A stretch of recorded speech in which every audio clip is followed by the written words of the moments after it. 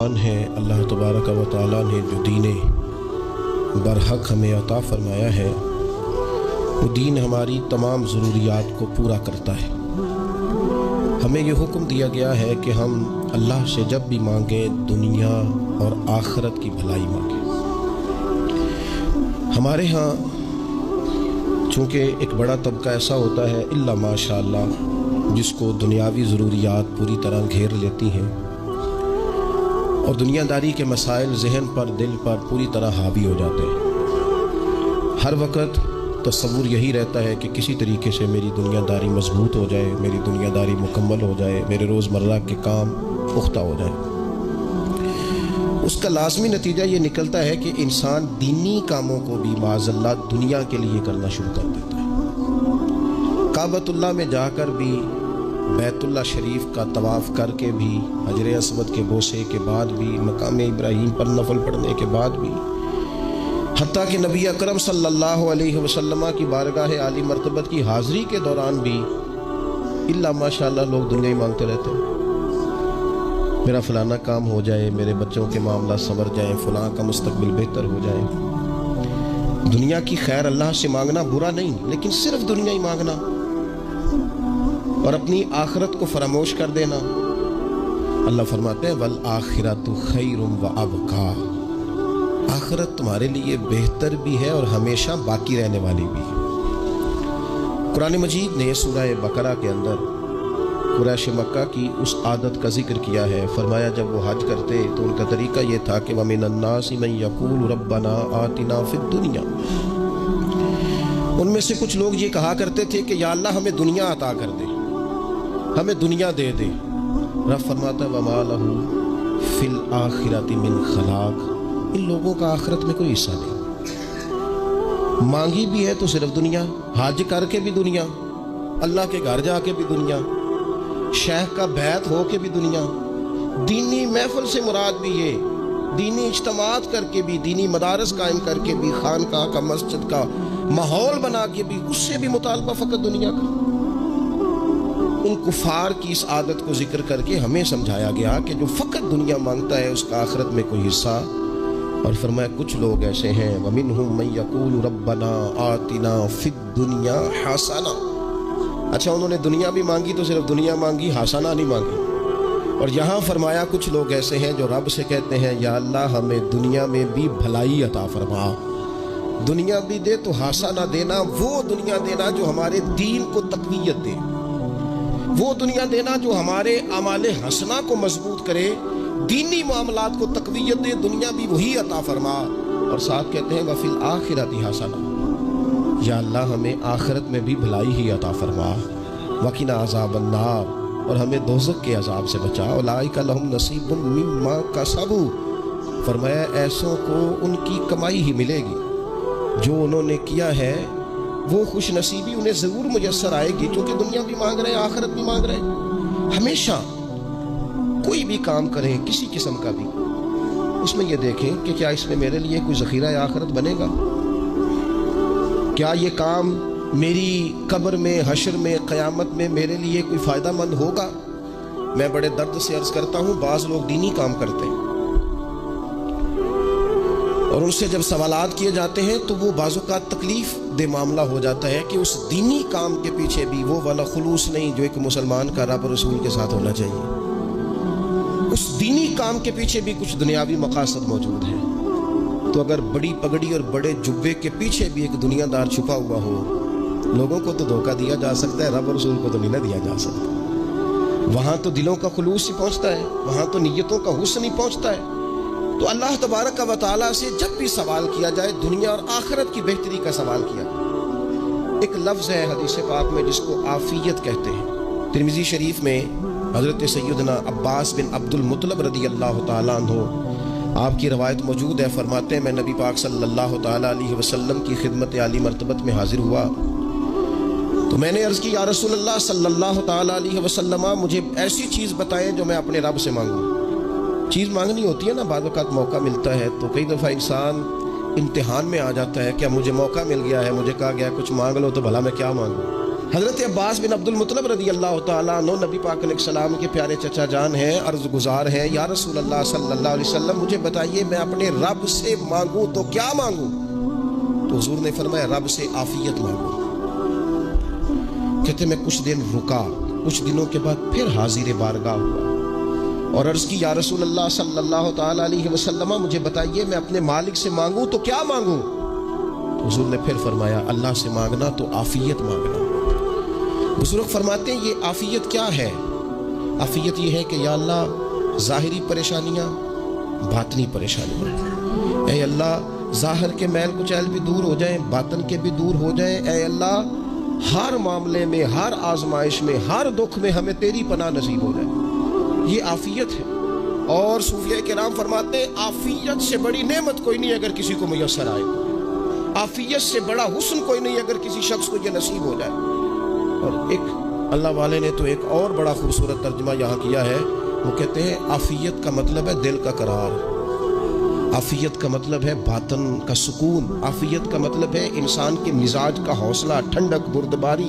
اس بندے کو عافیت نصیب ہو جاتی ہے گویا اللہ اسے سکون کی دولت عطا فرما دیتا ہے، تھوڑے پیسوں میں بھی سکون، بغیر شہرت کے بھی سکون، کوئی بات مان لے تب بھی سکون، کوئی دھتکار دے پھر بھی سکون، لوگوں کی گڈ بک میں ہو پھر بھی سکون، اور اگر لوگ سارے مخالفت میں آ جائیں تو چونکہ اللہ نے عافیت دی ہے پھر بھی سکون۔ اللہ تعالیٰ نے ان لوگوں کو قرار کی دولت، اللہ سے عافیت مانگی ہے، اس میں دنیا کی بھی بھلائی شامل ہے، آخرت کی بھی بھلائی شامل ہے۔ نبی اکرم صلی اللہ تعالیٰ علیہ وسلم توجہ دلاتے کہ اللہ سے تم عافیت مانگو، ہمارا نہ دی، کیونکہ سب سے بڑا مسئلہ روحانی تربیت کا ہے۔ ہمارے ہاں باتیں ڈھیر سارے لوگوں کو آتی ہیں اور بہت زیادہ آتی ہیں، منصوبہ بندی کرنا، پلاننگ کرنا، اپنے معاملات کو خود سے کیسے لے کے چلنا ہے، کیسے ٹھیک کرنا ہے، اپنے حق میں دنیا کو کس طرح قائل کرنا ہے، یہ ڈھیر سارے لوگوں کو آتا ہے، اور اپنے حق میں دلائل کس طرح قائم کرنے ہیں، اس میں بہت سارے لوگ خود کفیل ہوتے ہیں، انہیں کسی سے مشاورت کی بھی ضرورت نہیں ہوتی۔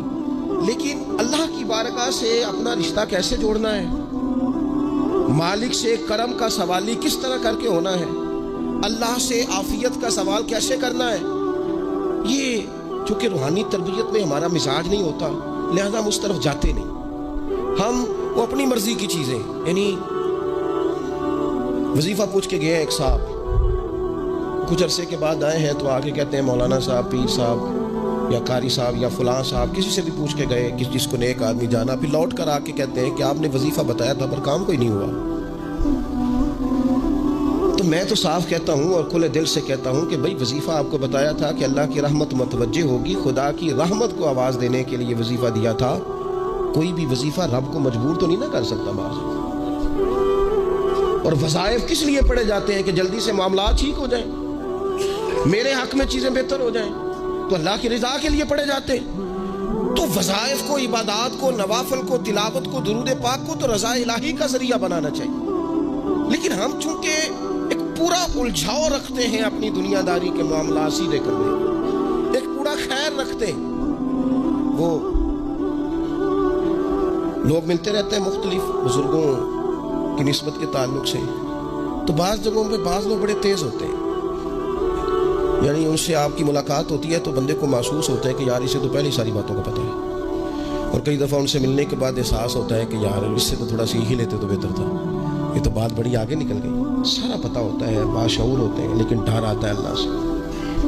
اتنا باشعور آدمی، سمجھدار، پنچایت، پریا، لوگ، دین، دنیا سارا پتہ ہے، نماز کا ٹائم آ گیا تو وہ چھپتا پھرتا ہے، اس کی طبیعت پر بوجھ بن رہا ہے معاذ اللہ اللہ کے حضور حاضر ہونا، اسے خیر کا کام کرنا پڑ رہا ہے تو وہ ادھر ادھر نکلتا جا رہا ہے۔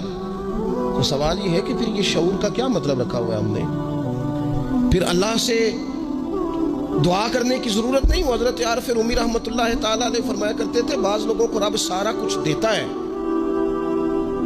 سجدے کی توفیق نہیں دیتا۔ اس کا مطلب یہ ہے کہ وہ کہتا ہے یہ سارا کچھ لے اور نکل جا، میرے گھر نہ آنا، رکھ سارا کچھ پاس۔ رب سے عافیت مانگی جائے، اس سے اس کا فضل مانگا جائے، اس سے اس کا کرم مانگا جائے۔ اللہ کے پیارے رسول صلی اللہ تعالیٰ علیہ وآلہ وسلم اس عافیت مانگنے پر زور دیتے، توجہ دیتے۔ میں آپ کو صحیح بتاتا ہوں، रब ने अगर किसी बंदे को आफियत में रखा हो ना, तो हालात कैसे भी बुरे चल रहे हों उसका बिगाड़ कुछ नहीं सकते। और अल्लाह ताला माफ़ करे 100 दफ़ा खाकम बदहन, अगर किसी वक़्त उसके करम की निगाह फिर जाए तो फिर सारे असबाब समेत भी इंसान अपने पैरों पे खड़ा नहीं रह सकता। उससे जब तक तलबे करम नहीं होता, तलबे आफियत नहीं होती, उसकी बारगाह से जब तक बंदा मोमिन पूरा रुजू नहीं करता, ये आफियत इतनी आला चीज़ है कि नबी पाक अलैहिस्सलाम ने फरमाया आज़ान और इकामत के दरमियान जो वक्त होता है उसमें दुआएं रद्द नहीं होती। दुआ मांगा करोगे तुम्हारी अल्लाह अपने फजल से कबूल कर लेगा।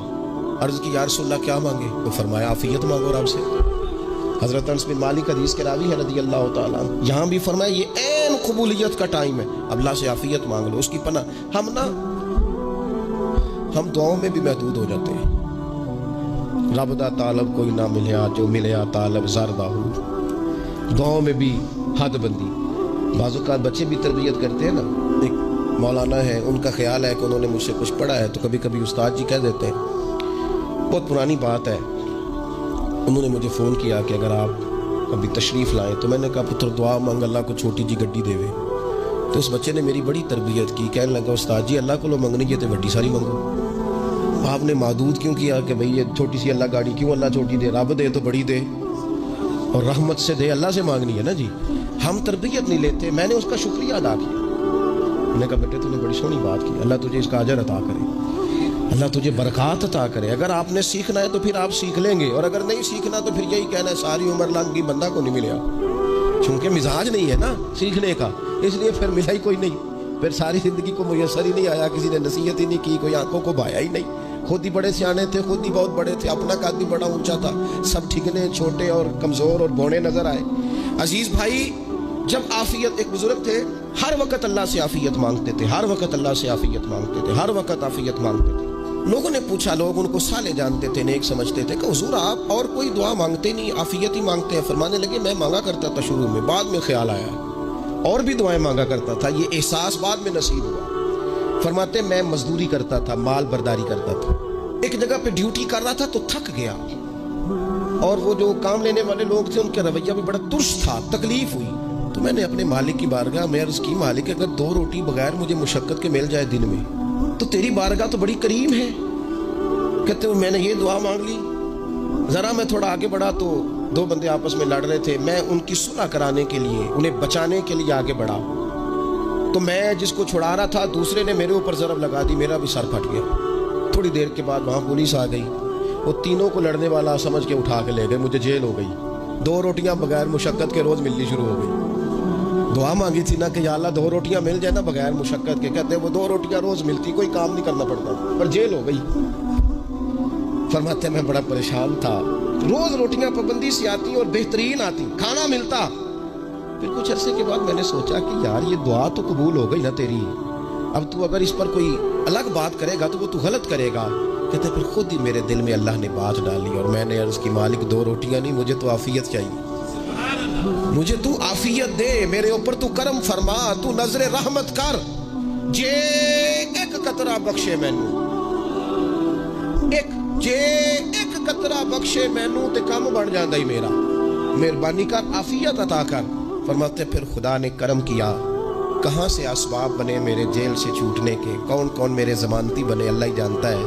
फरमाते हैं दरवाजे भी खुल गए, रिस्क भी मिलता है, सेहत भी मुयस्सर है, सजदा भी कर लेता हूँ, सवेरे तिलावत भी करता हूँ, शाम को मदीने वाले की बारगाह में राज के दुरूद सलाम भी अर्ज करता हूँ, मैं मुमकिन होता है तो किसी गरीब की दाद रसी भी करता हूँ। अब समझ आई है, रब्बना आतिना फिद दुनिया हसनतम व फिल आखिरति हसनतम व किना अज़ाबन्नार।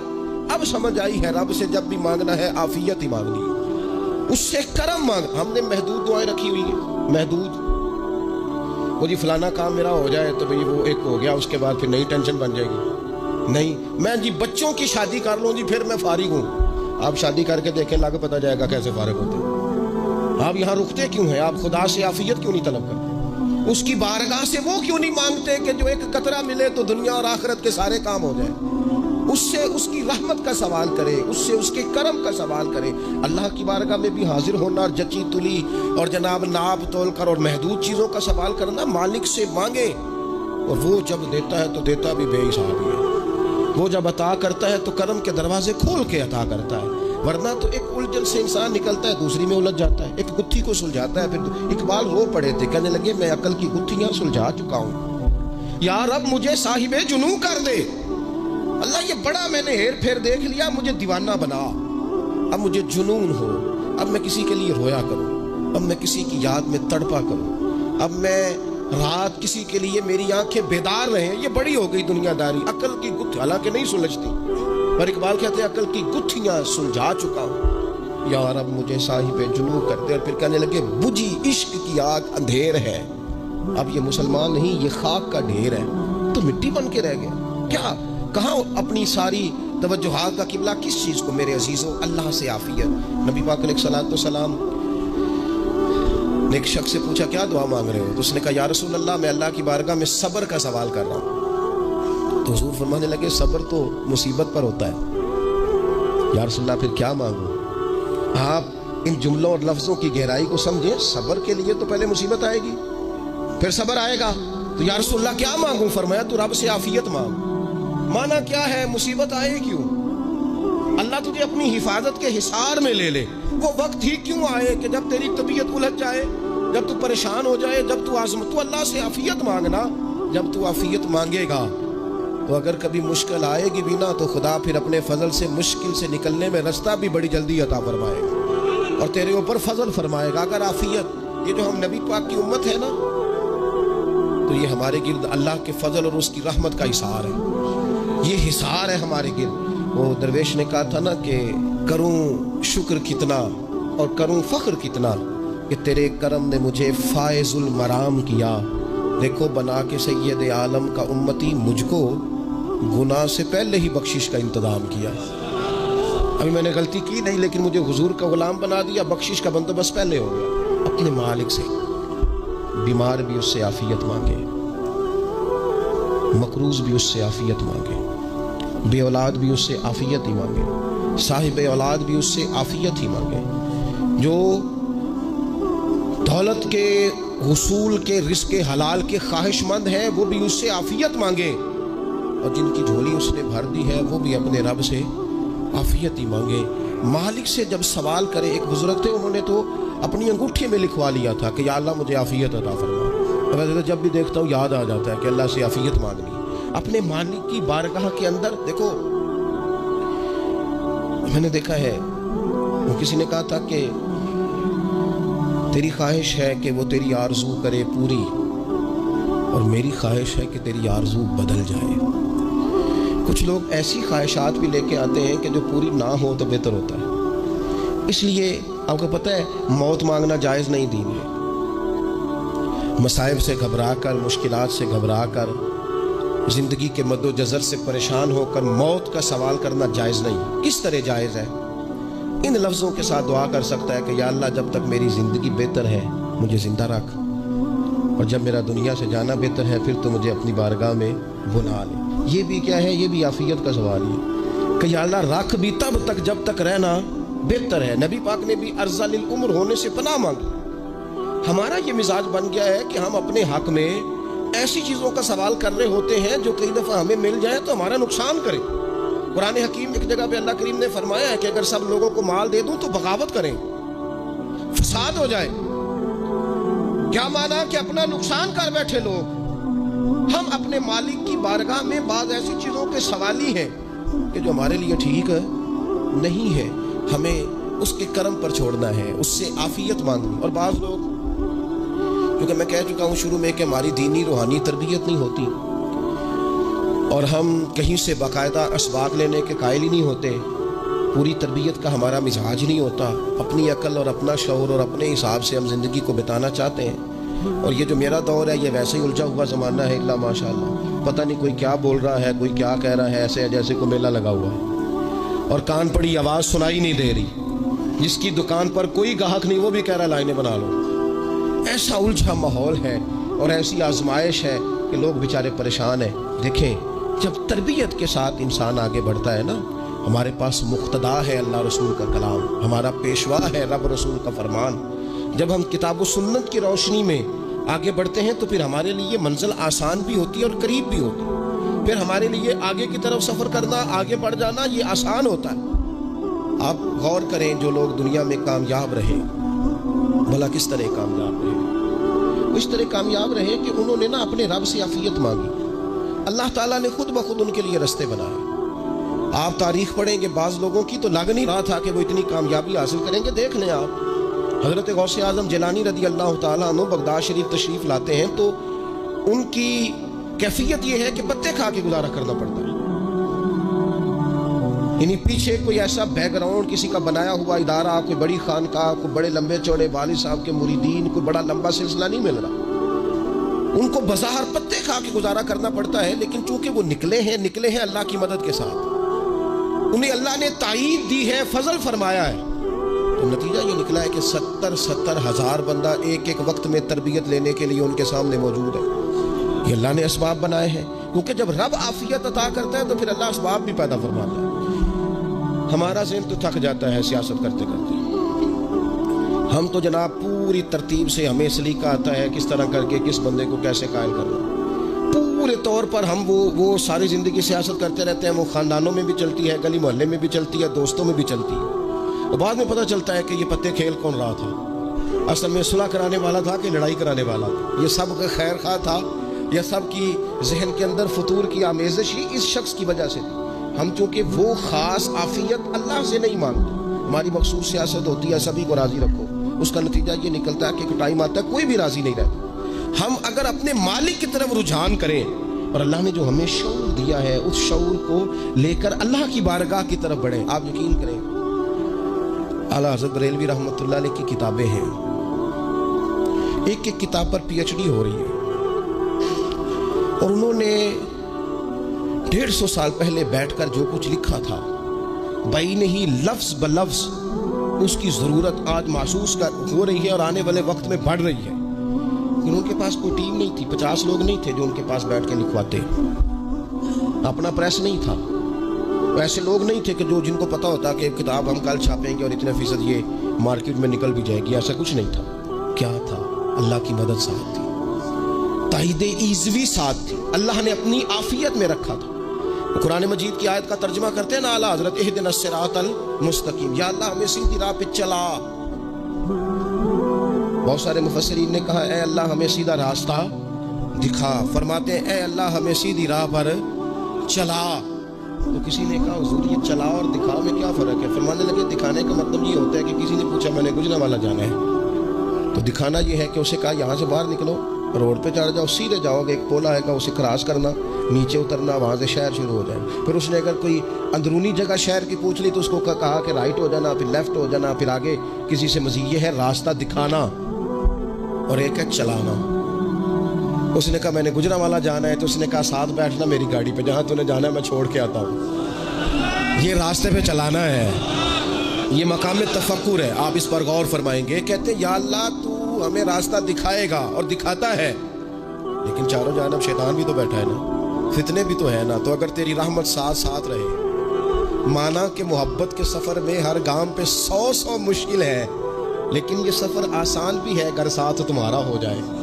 اگر تو ساتھ چلے تو پھر یہ سفر مشکل ہے.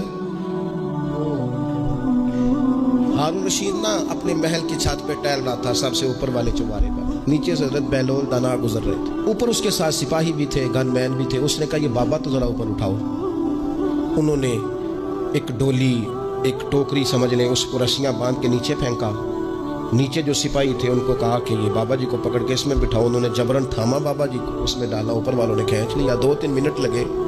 ہارون رشید کے سامنے حضرت بہلول دانا پہنچ گئے تو تھوڑے ناراض بھی ہوئے کہ یہ کوئی طریقہ تو نہیں نا بلانے کا.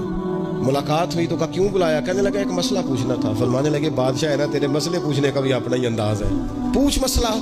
کہنے لگا بابا پوچھنا تھا کہ آپ اللہ تک کیسے پہنچے؟ حضرت بہلول دانا چپ کر گئے. 2-4 منٹ کے بعد کہنے لگے جس طرح ابھی زمین سے تیرے تک نہیں پہنچا، بالکل اسی طرح پہنچ گیا ہوں رب کریم کی بارگاہ تک. اور وہ بھی جو اس نے کرم فرمایا ہے، ورنہ میں تو نہیں سمجھتا کہ میں پہنچ گیا، وہ بھی اگر تیری خوش گمانی ہے. ہارون رشید کہنے لگا مجھے سمجھ نہیں آئی. فرمانے لگے تو بادشاہ جو ہے اتنی جلدی کیسے سمجھ میں آئے گی تجھے بات؟ فرمانے لگے اگر میں تجھ سے ملنا چاہتا نا تو میں ایک درخواست لکھتا، پھر کسی وزیر سے سفارشی سائن کراتا، پھر وہ جمع کراتا، پھر مجھے ٹائم ملتا کہ فلاں دن فلاں تاریخ فلاں ٹائم آ جانا، پھر آ کے میں لائن میں لگتا، پھر بھی تو بادشاہ ہے، تیرا موڈ بنتا ملنے کا کہ نہ بنتا؟ جب میں چاہتا تو پتہ نہیں کتنا ٹائم لگ جاتا، جب تو نے چاہا ہے نا تو 1 منٹ بھی نہیں لگا۔ فرمانے لگے میں نے دعویٰ ہی نہیں کیا کہ میں جد و جہد کر کے پہنچوں گا، میں نے تو رب کی بارگاہ میں عاجزی کی ہے، پھر رب نے ہی کرم فرمایا، اسی نے مہربانی کی ہے۔ مانا کہ محبت کے سفر میں ہر گام پہ 100 مشکل ہے، لیکن یہ سفر آسان بھی ہے گا، ساتھ تمہارا ہو جائے، اس کے کرم کا ساتھ رہا ہے، اس سے عافیت مانگی ہے، اپنے آپ کو اس کے سپرد کیا ہے تو اس نے کرم کر دیا۔ جب تک یہ مزاج نہیں ہم بناتے کہ مالک سے عافیت کا سوال کریں، اپنے آپ کو اپنے رب کے حوالے کر دیں، اس کی رحمتوں کے سپرد کر دیں، اتنی دیر تک زندگی میں ٹھہراؤ نہیں آتا، قرار نہیں آتا۔ مشکات میں موجود ہے، اللہ کے پیارے رسول صلی اللہ تعالیٰ علیہ وسلم تیمارداری کے لیے گئے تو صحابہ کرام فرماتے ہیں وہ بندہ نا اتنا پتلا نحیف اور لاغر ہو گیا تھا جس طرح چڑیا کا بچہ ہوتا ہے، کمزوری ضعف طاری تھا۔ تو محبوب کریم نے اسے دیکھا تو بڑے کریمانہ انداز میں کریم فرمانے لگے تو کوئی دعا نہیں مانگتا، تو عافیت نہیں مانگتا اللہ سے؟ عرض کی یا رسول اللہ صلی اللہ تعالیٰ علیہ وسلم، میں نے اپنے رب کی بارگاہ میں عرض کی ہے مالک قیامت کا عذاب بڑا سخت ہے، میں نہیں برداشت کر سکتا، تو نے اگر مجھے کوئی سزا دینی ہے تو یہی دے لے، قیامت کو نہ دینا۔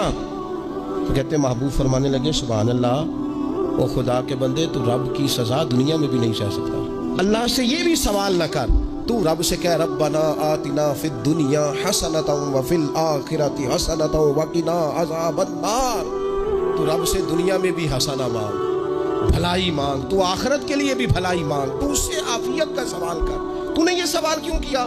عرض کی یا رسول اللہ کرم ہو گیا ہے، مجھے سمجھ آ گئی، اب میں اسی طرح ہی کروں گا۔ عزیز دوستو، ہم کہاں سہ سکتے؟ ہم دنیا میں رب کی سزا ہم نہیں سہ سکتے، ہم کمزور ہیں، تو گرمی نہیں سہ سکتے، شدید سردی نہیں سہ سکتے، شدت کی بھوک لوگ نہیں سہ سکتے، کوئی آزمائش نہیں سہ سکتے۔ وہ جو لوگ بعضوں کا کہہ دیتے ہیں نا جی فلاں چیز ہمارے اعمال کا نتیجہ ہے، تو میں کیا کرتا ہوں نا کو یار ہم تو یہ بھی نہیں سہ سکتے، ہم کہاں برداشت کر سکتے ہیں، ہمیں تو وہ معاف ہی فرمائے، ہم حساب والے ہیں ہی نہیں، ہم تو صرف معافی والے ہیں۔ ہم سے نہ حساب پوچھے، اس نے حساب پوچھا تو پھر تو بڑی مشکل ہو جائے گی، اگر اس نے حساب پوچھا تو بڑی رسوائی ہو جائے گی، اگر حساب پوچھا تو مشکلات سامنے دکھائی دینے لگ جائیں گی۔ ہم سے تو وہ درگزر والا معاملہ کرے، ہم سے تو وہ کہے جا میں نے محبوب کے صدقے تجھے معاف کیا، جا تیرے لیے رحمت اور بخشش والا فیصلہ کیا، وہ کوئی سبب اس کی رحمت کسی سبب کو دیکھ لے اور درگزر کر لے۔ تو آج کی پوری گفتگو میں آج آپ کو بڑی ذمہ داری سے یہ گزارش کر رہا ہوں، اللہ سے عافیت مانگے، ہر وقت عافیت مانگے۔ میری سالوں سے روٹین ہے، میں دعا مانگتا ہوں اللہم انا نسألک العفو والعافیۃ فی الدین والدنیا والآخرہ، اور یہ خاموش تبلیغ ہوتی رہی، میں مانگتا رہا، کئی بچوں کو ویسے یاد ہو گئی، اس کو یاد کر لیں، اللہ سے عافیت مانگے، دین میں، دنیا میں، آخرت میں، اس کو اپنا مزاج بنائیں۔ اللہ تبارک و تعالی ہم سب کو عافیت نصیب فرمائے۔ آخر